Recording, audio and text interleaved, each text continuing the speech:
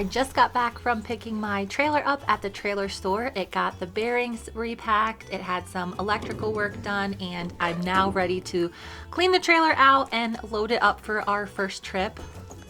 One thing I did notice while I was hauling the trailer is that I did put too much stuff in the nose. It's full of saddles.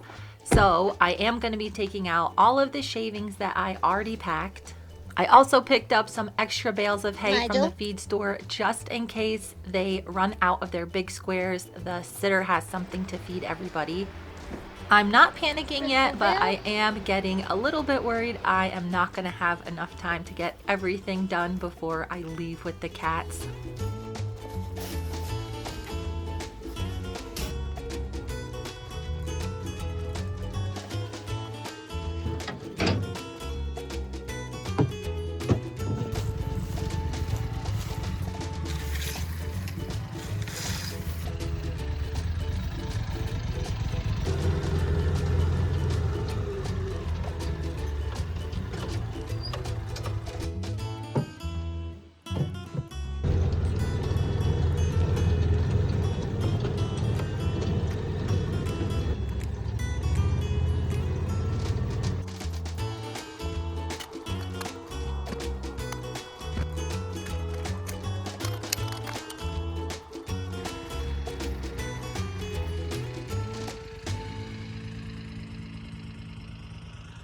I'm super stoked I found this little manure spreader and bought it recently, but it is gonna make me have to do another trip down to the new property. I think I have it figured out though. It will just fit in the back of the horse trailer and then I can pack everything from the barn around it. I'm really trying to make the least amount of trips possible, and right now it's looking like I have to make 4 or maybe 5. Thankfully, my husband and I don't have very many things at our actual house. Our current house is so tiny we don't even have a couch, so the biggest pieces of furniture we're taking with us are both of our desks for work. We had thought about hiring a moving company, but when we calculated up how much it would just cost to replace all of our things, it ended up being less expensive than paying a moving company. It's really hard to calculate how much room you're going to need when you don't actually know what stuff you're going to be leaving behind, selling, and donating, and what stuff you're going to be taking with you. Hopefully, after I get this first load all packed up, we'll have a better idea of how much space we're actually going to need. I knew the manure spreader would fit in width-wise, but I ran into a problem that I definitely did not anticipate. I basically had the whole thing backed right up into the trailer and then it bottomed out as I was trying to load it. This machine is really well built. It is very heavy and it just is not working to get on the trailer today. I had been able to keep my cool all the way up until this point, but right now I'm getting very frustrated. I spent most of the morning unpacking the shavings and then gathering up everything I was taking with me, loading it into the manure spreader, and now the manure spreader is not going to fit. I thought about it for quite a while, unhitching it, hitching it back up, trying to squeeze it in again, and it just did not have enough clearance to make it work. The jack is not long enough to prop it up and push it in even if I could, so I went to go see if I could fit the gator and the manure spreader on my flatbed, and it is just too long. Even if I did unhook it and rearrange it on the trailer, it would still be hanging over. It would probably be fine for hauling across town, but I am going about 700 miles on the trip to the new house, so it wouldn't be safe or appropriate to do that. I've become a little bit overwhelmed at times throughout this whole journey of packing all of our things up and getting ready to move, but today was without a doubt the most frustrating day I've had yet. I can't just mill around all day and think about the best way to do this. I actually have to get the trailer packed today because I need to leave tomorrow morning with the cats. This one little snafu is gonna change my whole entire moving plan.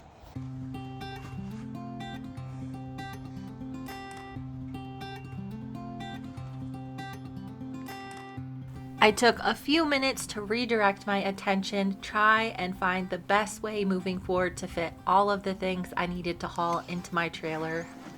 After I get done at the barn this evening, I am taking the horse trailer back over to our house and I am filling it with a lot of our belongings.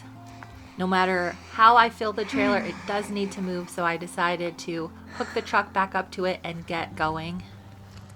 As I was on the verge of a complete mental breakdown, I thought it was ridiculous that I'm having so much trouble moving. This was the first time in the last month that I thought maybe I was making the wrong decision, picking everybody up and moving them so far away. But every time I was starting to feel really discouraged, the clouds would open up and the sun would start shining, and it gave me the little bit of energy I needed to get everything done. I'm definitely not leaving this machine behind, so I'll have to work something out with my schedule so I can haul it down. And after some guidance from Tiny, I seem to be right back on track. Shout.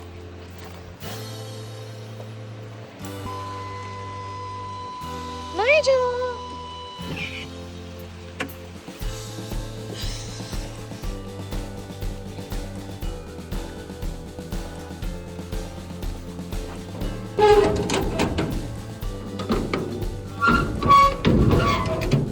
I've got a few regular barn chores to do before I head home and fill the rest of the trailer up. I'm still behind schedule, but I think I can still get it all done. Woo! Dang it. Oh, man.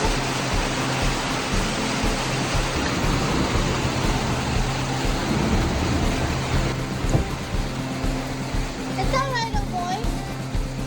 All right.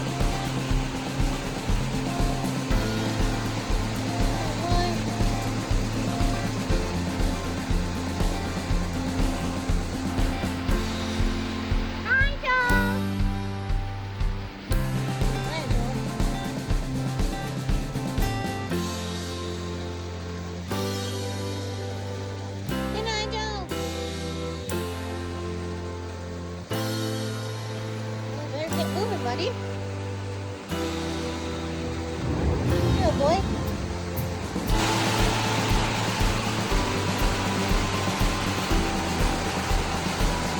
You okay, buddy?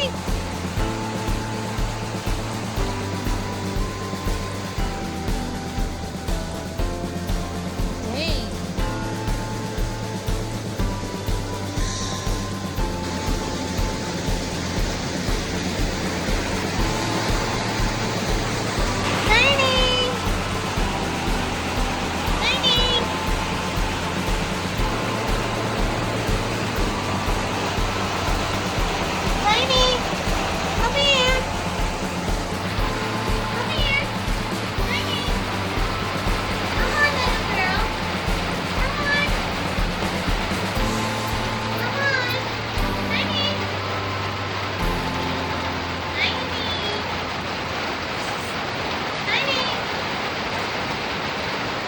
Tiny. Come on, little girl. Come on. When I was finally done with all of my chores and packing, it was time to snatch up Tiny and put her in her crate. I am going to take her to my house overnight just so we don't get any more delays. Naturally, Tiny had other plans. Tiny. Come on. Come on. Come on. Killing me, Tiny. After failing to catch her for about 15 minutes, I decided just to sit down and pretend I did not want her to come to me. Sorry, Tiny. Got to go.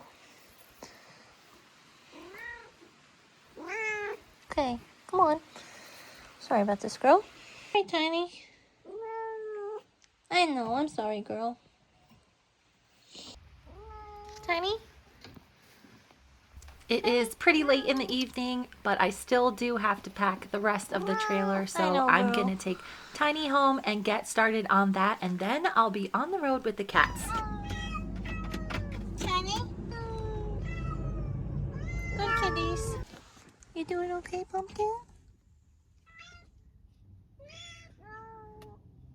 I ended up leaving my house in the morning a lot later than I had anticipated.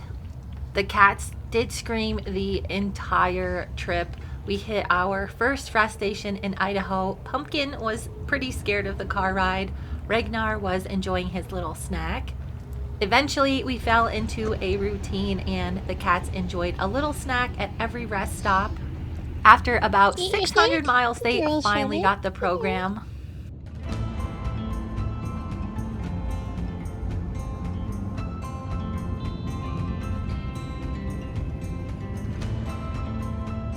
It was a pretty long drive, and there were some points along the way that I was still not sure if I had made the right decision. Ragnar and Tiny were very well behaved. They didn't make hardly any noise.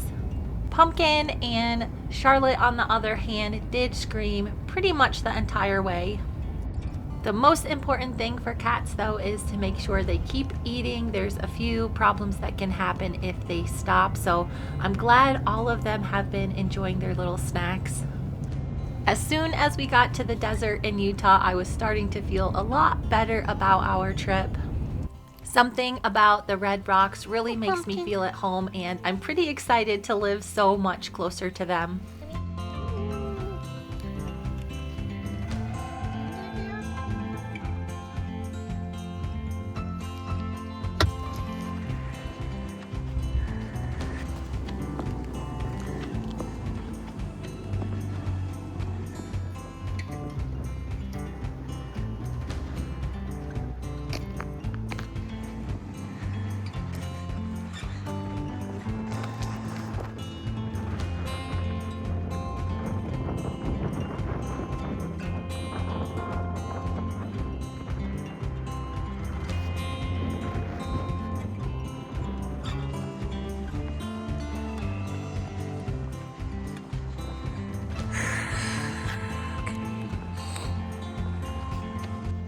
At the last rest stop, the cats ate really well, except Tiny, but I think she's actually full. I enjoyed the sunset for a few minutes and then we got back on the road.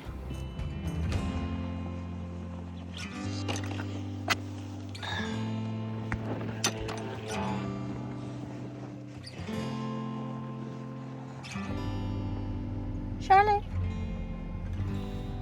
Girl. Good kitty. Look at her.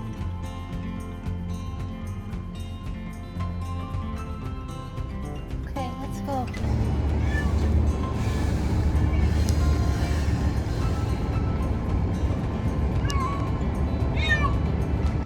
Because we were so late leaving in the morning, we did get to the new house in complete darkness. For the next month, the cats will be staying inside the house, even Tiny. She immediately tried to escape, but like it or not, she is going to stay in the house just so she understands that this is where she is supposed to be living now. I am on a really tight timeline, so as soon as the cats got a little meal, we tucked in for the evening. This trip has a very quick turnaround. I'm gonna go to sleep, get up very early in the morning, drive back up to Montana, and then pick up Frisco and Nigel. I was on the road before the sun even came up, so you guys are gonna have to wait a little bit longer to see what the new property looks like. Thank you so much for watching and stay tuned for the next video.